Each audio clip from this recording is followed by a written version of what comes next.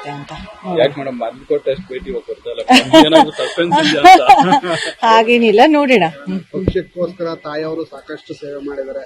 ಅವ್ರು ಮಾಡಿದಂತ ಇವೆಲ್ಲ ತುಂಬಾ ಯೋಜನೆಗಳು ಸಾಕಷ್ಟು ಫಲ ಕೊಟ್ಟಿವೆ. ಅದೇ ರೀತಿಯಾಗಿ ನಿಮಗೂ ಒಂದು ಅವಕಾಶ ಸಿಗ್ಬೋದಾ ಅಂತ ಯೋಜನೆಗಳು? ಅಲ್ಲ, ಖಂಡಿತ ಅವಕಾಶ ಕೊಟ್ರೆ ಖಂಡಿತ ತಾಯಿಯವರು ಏನ್ ಕೆಲಸ ಮಾಡಿದ್ದಾರೆ ಅದ್ರ ಅದನ್ನ ಒಂದ್ ರೀತಿ ಮುಂದುವರ್ಸ್ಕೊಂಡು ಹೋಗ್ಬೇಕು ಅಂತ ಖಂಡಿತ ಇಚ್ಛೆ ಇದೆ.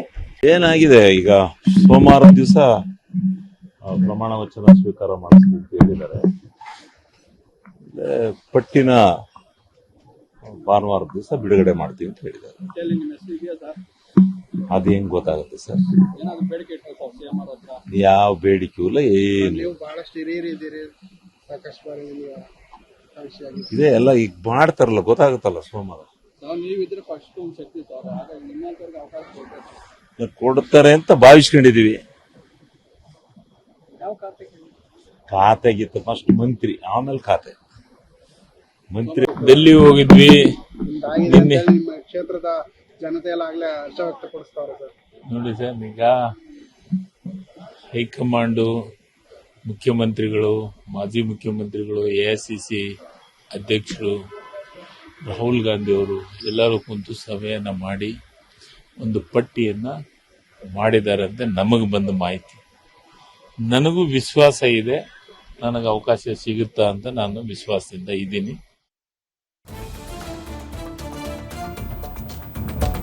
ಇನ್ನು ಹುನಗುಂದ ಶಾಸಕ ವಿಜಯಾನಂದ ಕಾಶ್ಯಪ್ನವರಿಗೆ ಸಚಿವ ಸ್ಥಾನ ಫಿಕ್ಸ್ ಅಂತದೊಂದು ವಿಶ್ವಾಸವನ್ನ ವ್ಯಕ್ತಪಡಿಸಿದ್ದಾರೆ. ದೆಹಲಿಯಿಂದ ಮಂತ್ರಿಗಿರಿ ಸಿಗುವ ಭರವಸೆಯೊಂದಿಗೆ ವಿಜಯಾನಂದ ಕಾಶ್ಯಪ್ನವರು ಬಂದಿಳಿದಿದ್ದಾರೆ. ಇಡೀ ರಾಜ್ಯದಾದ್ಯಂತ ನನ್ನ ಸಮುದಾಯದ ಜನ ನನಗೆ ಸಚಿವ ಸ್ಥಾನಕ್ಕೆ ಆಗ್ರಹಿಸಿದ್ದಾರೆ. ಬಹುತೇಕ ಸೋಮವಾರ ಒಳ್ಳೆ ನಿರೀಕ್ಷೆಯ ಆಶಾಭಾವನೆಯಲ್ಲಿ ಇದ್ದೀವಿ ನಾವು. AICC ಪ್ರಧಾನ ಕಾರ್ಯದರ್ಶಿಗಳು ಬಂದು ಖುದ್ದಾಗಿ ಪಟ್ಟಿ ಅನೌನ್ಸ್ ಮಾಡೋ ಸಾಧ್ಯತೆ ಇದೆ. ಕೆಂಪೇಗೌಡ ಏರ್ಪೋರ್ಟ್ನಲ್ಲಿ ಶಾಸಕ ವಿಜಯಾನಂದ ಕಾಶ್ಯಪ್ನವರು ಈ ಹೇಳಿಕೆ ಕೊಟ್ಟಿದ್ದಾರೆ.